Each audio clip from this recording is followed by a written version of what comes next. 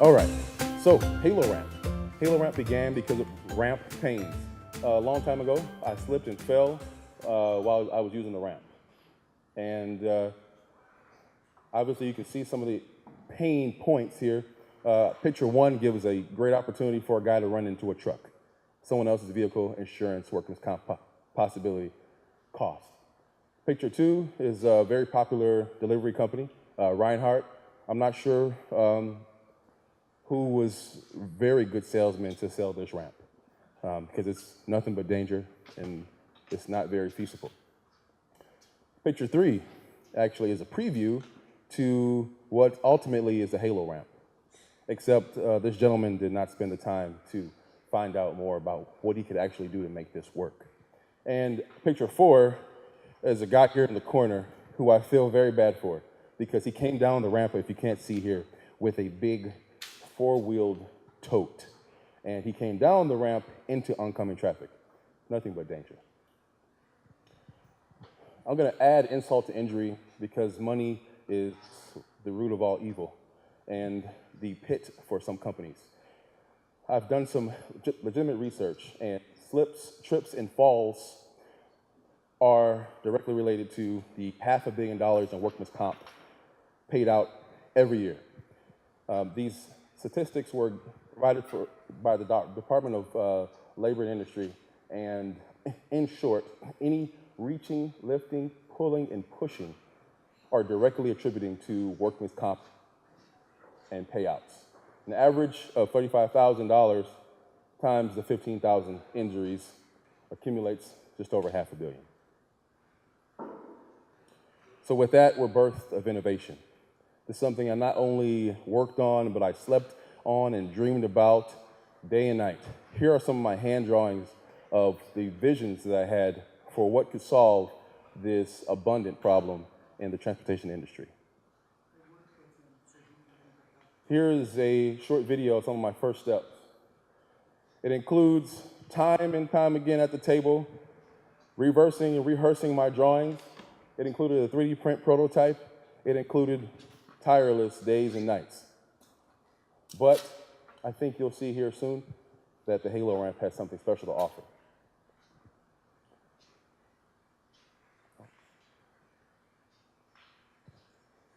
Oh, you're good.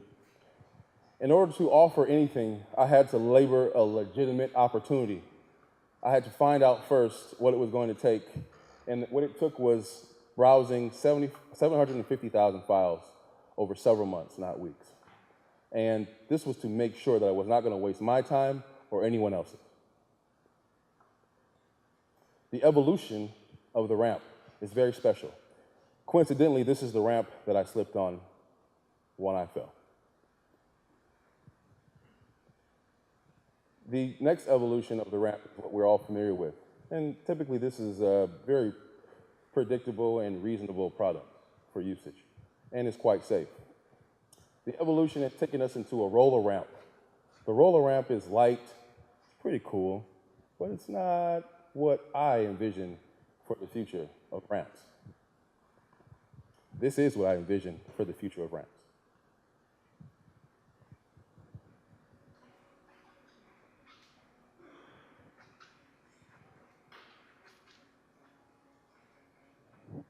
I would like to highlight the pulling, the tugging, the amount of energy required to overcome a simple 6 to 7 inch curve.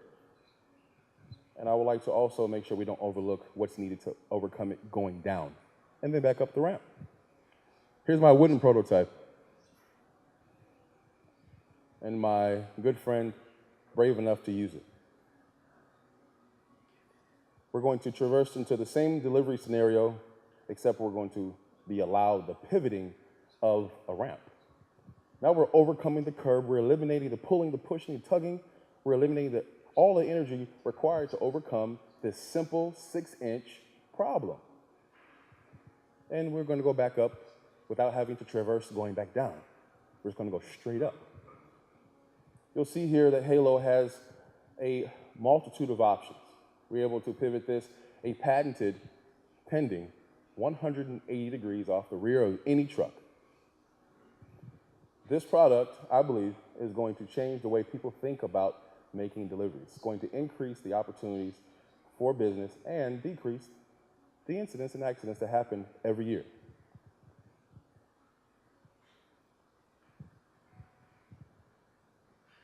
Here's how it works. Step 1, pull the ramp out like you normally would. Step 2, let the legs fall down.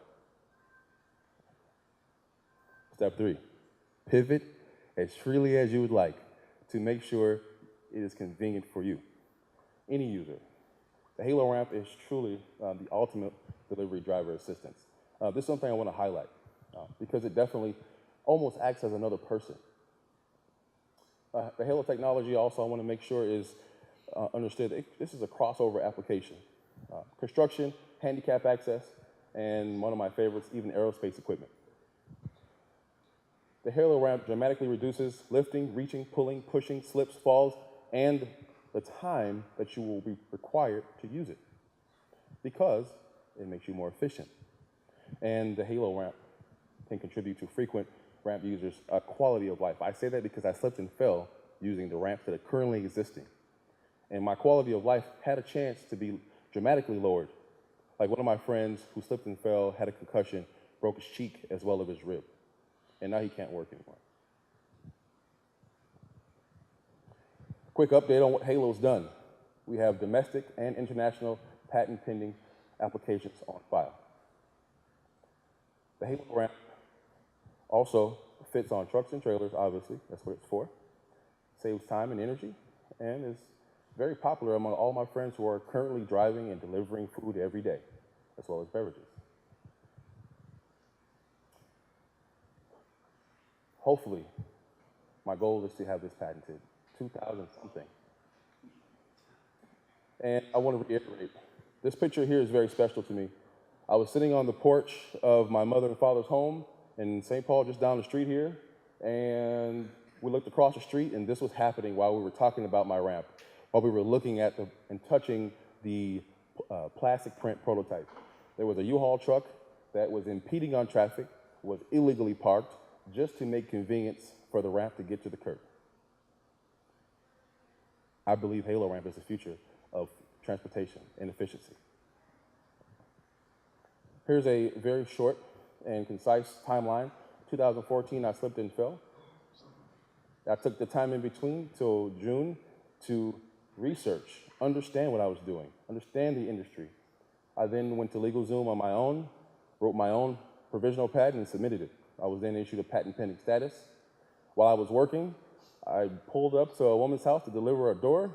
She happened to have a son named Dan Bruzone, who was an attorney, a patent attorney at Patterson-Tinty. He told me, because I was broke, he said, hey man, look, I like what you're doing.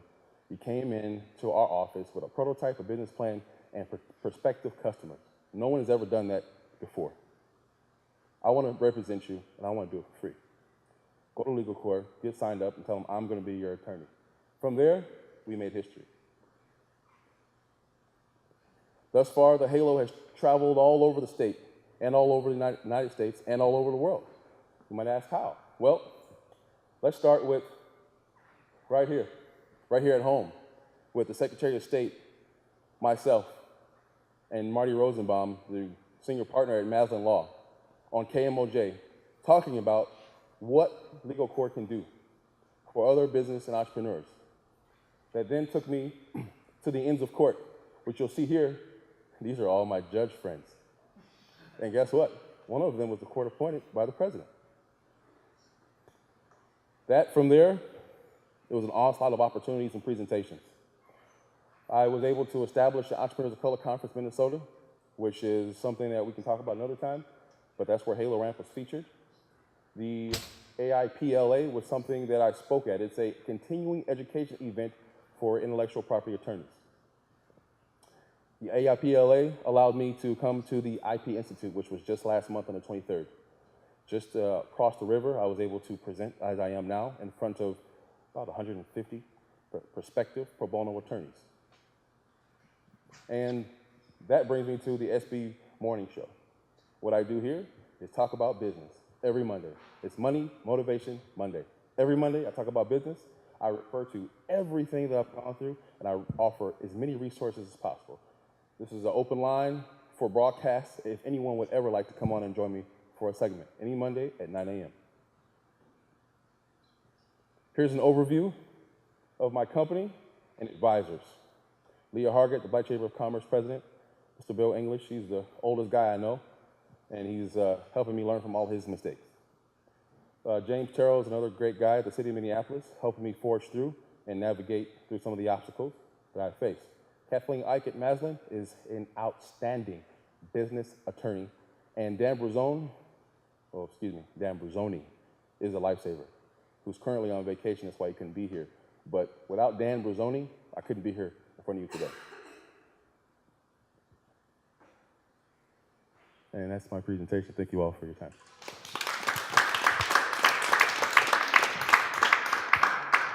Thank you. Thank you, Michael. That was really pretty good presentation, I think anyone would say here, compared to others that we've had in the past. And I just want to be able to take the microphone around and answer any questions so that we can capture them on audio.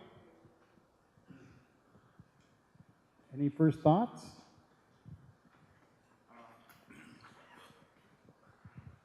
My name is Charles Badibowicz, the City of St. Paul. I do the SAD program, and this is a collaboration between JJ here and the City of St. Paul for this event. Michael, I just have one question. Is it possible to have a PowerPoint presentation? You know, this PowerPoint presentation, is it possible? Oh, sure. As of last month, after I submitted my PCT or international filing, I can share it with just about anybody. Thank you.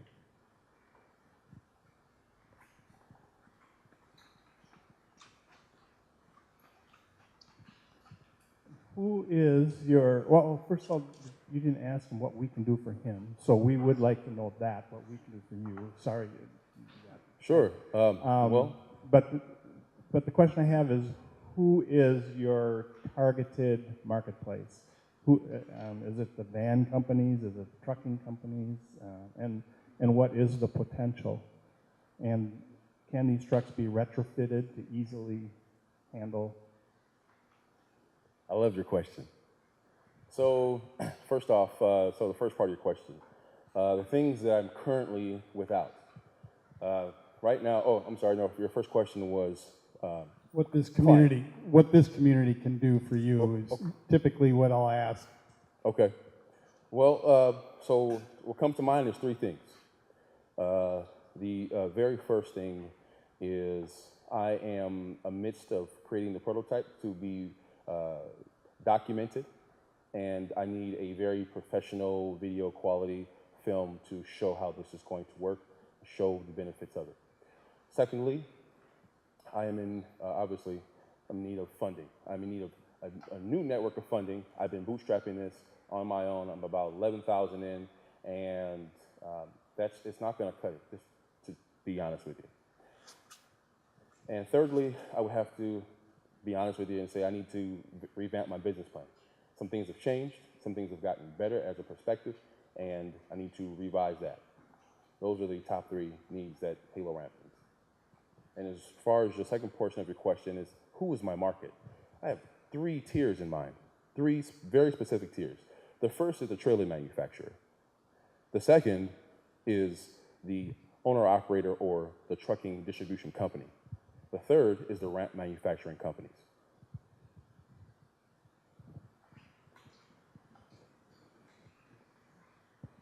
Hi, Michael. I didn't understand, there were two things. One, I didn't understand on that picture that you showed of the rental van. It looked like it was coming out to the side already, so I'm not sure how they've done that. And then two, it seems like your video is completely functional as is. It shows, I don't know, unless it's hard for you to show when it's tipped up and put away, if that's what you need to show, but the only thing I would suggest is that you paint that ramp you have and put a nonstick surface down so that you don't slip. You know, it looks like it's kind of a struggle just because you're worried about slipping on the wood surface. So get some of that glue down 3M product. So first off, thank you. I did that video. I edited the entire video. Secondly, in regard to your question, your comment, on the date of this video recording, it was the coldest day that we had in 2016. That was what amounted to that caution. And in regard to this image that you're seeing here, because it's not blown up, what you can't see from where you sit is the space in between the curb and the tire, which is an illegal parking. So he angled to try to... They are, that is exactly correct. They are angled in order to allow that ramp to reach the curb. So they're illegal and they're actually causing much danger. All right, so I have the mic here. My question is, you have your 3 tiers. So where's the least friction in getting that adopted, right? Because white labeling, direct to consumer essentially, and then manufacturing. What's going to be easiest for you? What's going to be hardest? And what's the difference in what you're looking at for a margin? So the easiest route is going to be directly to a distribution trucking owner-operator, directly to the user of the vehicle. That obviously is going to be a lot more of a smoother plane to traverse, simply because I can promote the need instantly and sell it right then and there, versus an organization, for example, Safe Fleet or Handy Ramps, who I'm been discussing a little bit with at the moment. And that requires an extremely long process of people and head figures and so on and so forth. So I would say, to answer your question more directly, the first and the third, which would be the manufacturing and the trailer manufacturers, those are the hardest places to get to. Instantly, I can walk into Copeland Trucking, I can walk to an owner-operator, I can get a list right from back there of all the folks here that have trucking companies and walk directly to them. There's a company called Lawrence Trucking in Red Wing who has a very tremendous interest in the Halo ramp, and he's actually going to be the first person that allows me to put this on his refrigerated trailer and show it operating.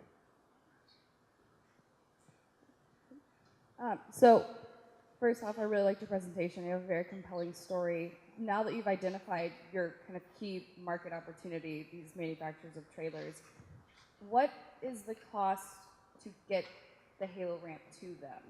Like your first run, have you identified a manufacturer? Do you know what type of material you're going to be using, what your first initial cost will be, and what you expect your return to be? I love your question. It's all about the money, right? So here's what I found out. Costs have changed dramatically based on the ironclad patent that has been submitted. To be specific, it is item 13, iteration 26 in my patent filing that allows me to get this from $27,000, which is what you're seeing here as a model. What you saw is going to cost $27,000 for a one-off, right? I sat down and I said, this is crazy, ridiculous. What am I going to do? So I got back to the drawing board from whence I started, and I gave myself the answer long ago. I just had to read it again. So the iteration now that you will be seeing going forward within the next 4 weeks is actually, quick question, is anybody here familiar with a refrigerated trailer? Okay. Is anybody, furthermore, familiar with the side door on a refrigerated trailer? Once you open the door, it exposes the housing. The housing is for a platform so that you can either climb into to the trailer or hook your ramp up to it and then operate it that way. Well, the Halo is going to be placed inside that platform. That's taking my cost down from $27,000 to roughly, at this moment in time, $2,200 for a one-off prototype. Once that is accomplished and all the kinks are worked out, I'm very, very confident it'll obviously get worked down to a lot less to make multiples. It'll be comprised of aluminum alloy, powder coated, same specs as what the industry offers now. We have a number of questions here first. First, I'd say that you've done a great job from taking an idea, which a lot of people confuse with inventing, and making it into a reality and then learning all the vernacular and things that have to go along with that. for myself, that, was a big challenge. So we have to see them very well. Secondly, I think you could look at another market angle. So I sit on Minnesota Safety Council, which you can become a member of. And so all the companies in Minnesota have access to this. There's an online blog where people say, I have a safety problem, how are you solving that? So you could go literally and drive this from the safety standpoint from the end consumer to one injury at one plant. We're going to say, 2,000 feet is like nothing. We're going to start installing them on site. And you really could, from a safety standpoint, right now there's no other option. If something happens, well, we talked about lifting, but you got to get on the ramp, right? So there's nothing really can be done about it. But if there is an option and you know about it and you don't do anything about it, then you're in trouble. So I think that's, something that you should consider from the end consumer's back, because they could drive, if everybody's installing these at their plants, the trucking company is going to say, well, we're going to supply it from the beginning, so you might drive it from a different direction. It was a great presentation. Thank you very much, and I appreciate your feedback. At what point is OSHA looking at this, and how do you get it in front of them? Sure. So I've spoken with OSHA on multiple occasions, primarily to find out research information and to as well understand the minimum requirements of an operational ramp. The OSHA requirements, believe it or not, for an operational ramp, the ramp has to safely hold the amount of weight that it's being used for. Literally. That is the safety threshold explanation for a ramp, which inadvertently explains for a lot of the ramp issues that have happening. In regard to how to get in front of them, this is something I'm trying to traverse at the moment, because what I need is, first, the working, fully functional prototype. Then it will require research on their behalf, which obviously incurs a small fee. But once that research is done, I will be able to tell you exactly the amount of reduction of lifting, pulling, and pushing. I can tell you then the actual amount of reduction, or percentage at least, of the slips, falls, and trips that are reduced. So that is still a work in progress, and it's completely contingent upon this next prototype. This is a kind of a detail that I'm not sure is that big a deal, but just curious as far as you've established it to retrofit into the back end of a moving van as well? This is a great picture of the housing right here. All right, I'll use that. Right there is the housing. So when a moving van is sold, do they typically include a ramp as a standard or as an accessory? How does that factored in?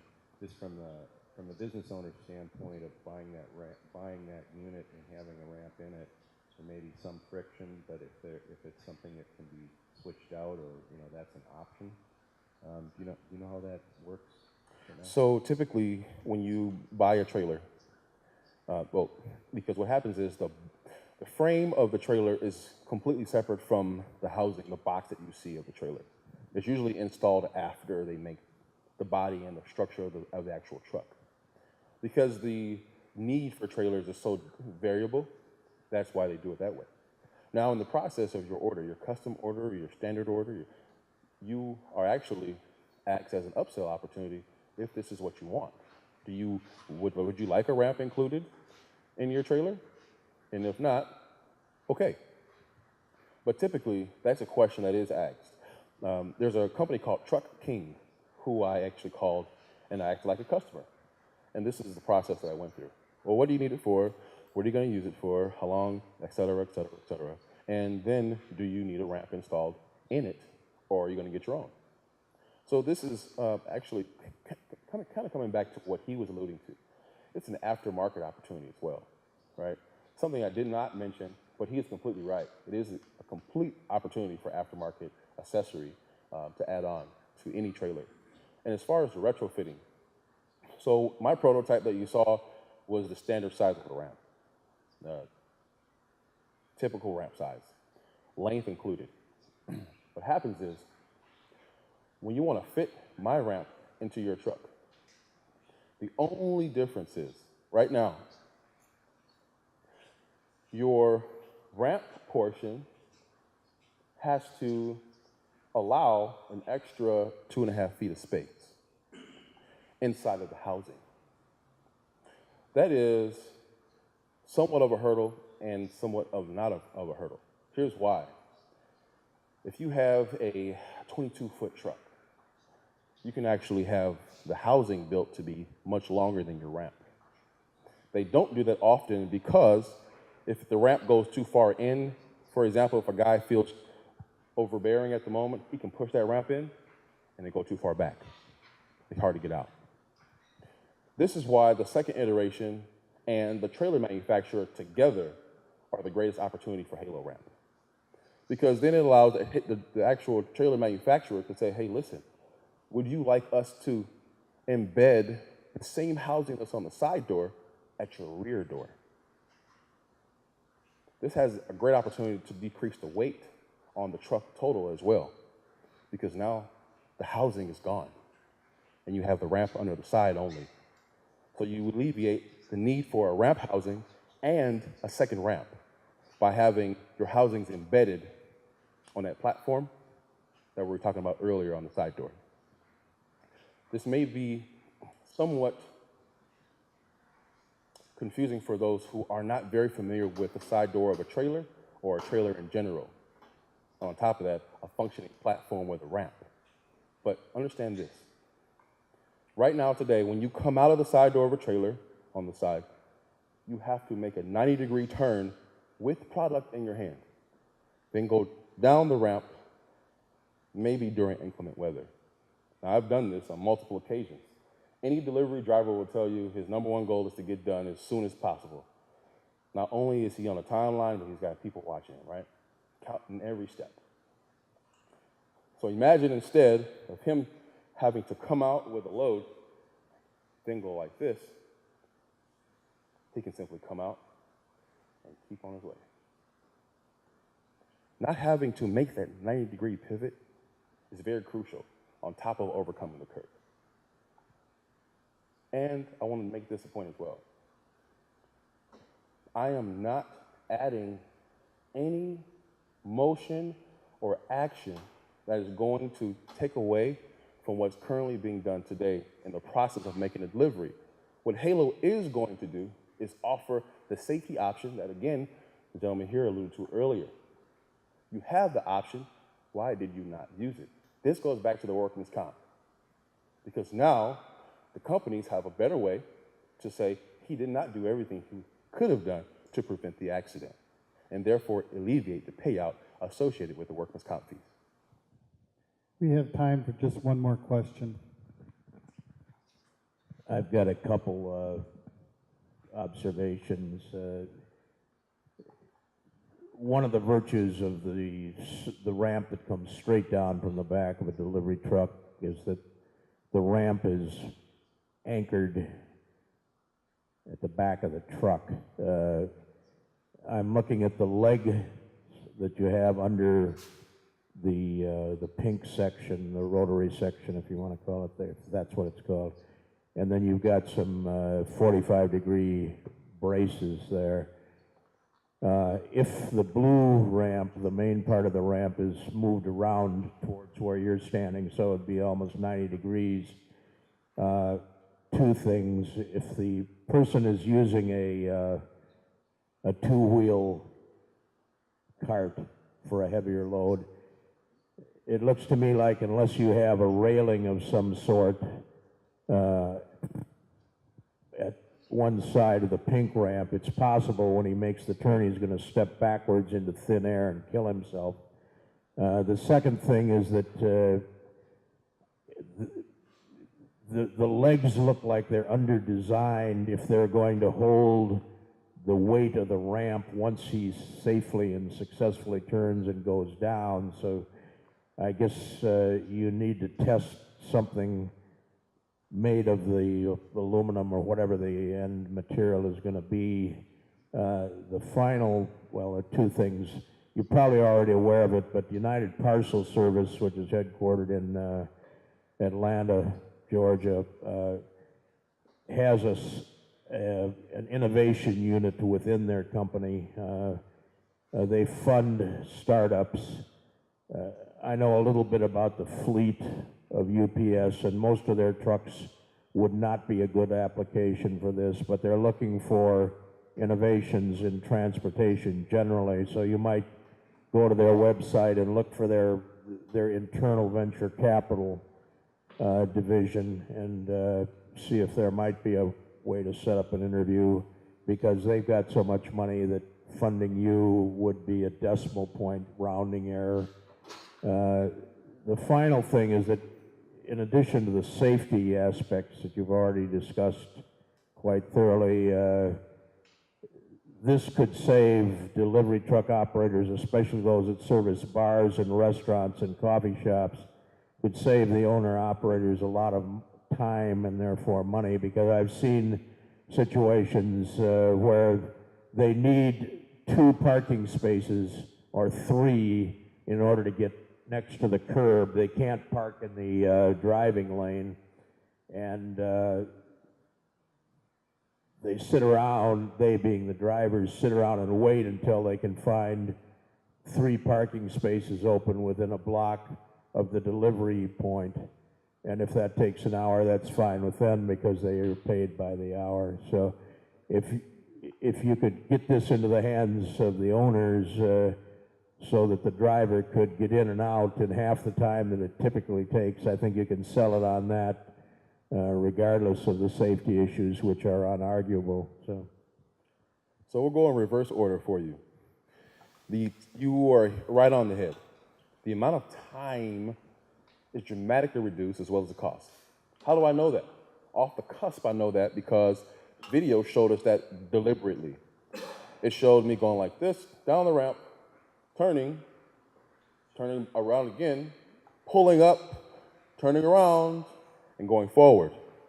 Now, all in the same motion, when Halo is applied to the same delivery scenario, what happened? Down and in. So you're 100% right. Time is taken out, cost is reduced. There's a greater option for safety, a greater option for contractual clausing that protects the company, holding the driver or the user accountable to, again, cut costs.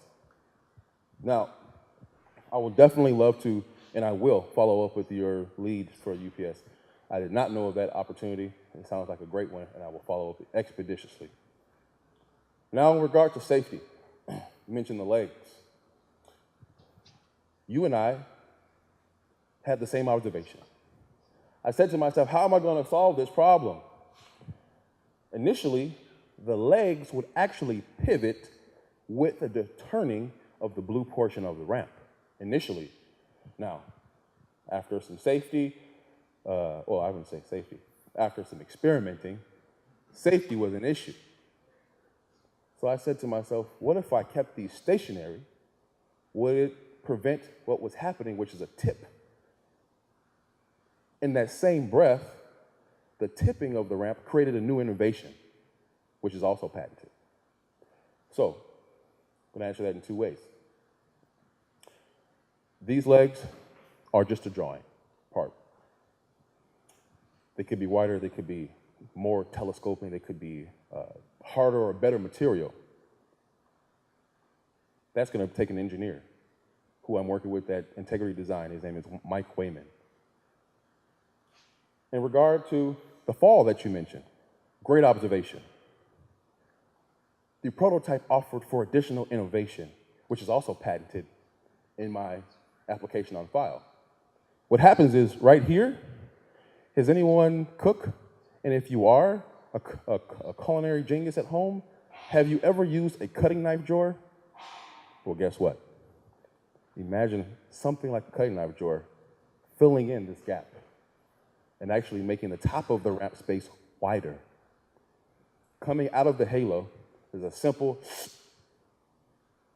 which will prevent that hole.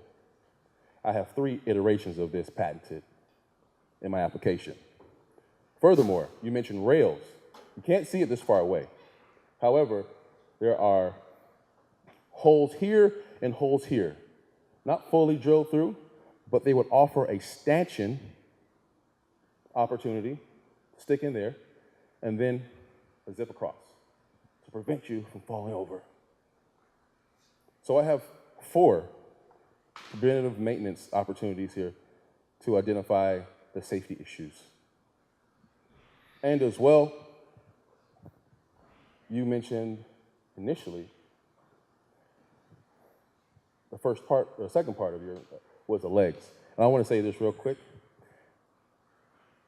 The iteration that we spoke about coming out the side of the ramp, the side of the trailer, does not require any legs whatsoever.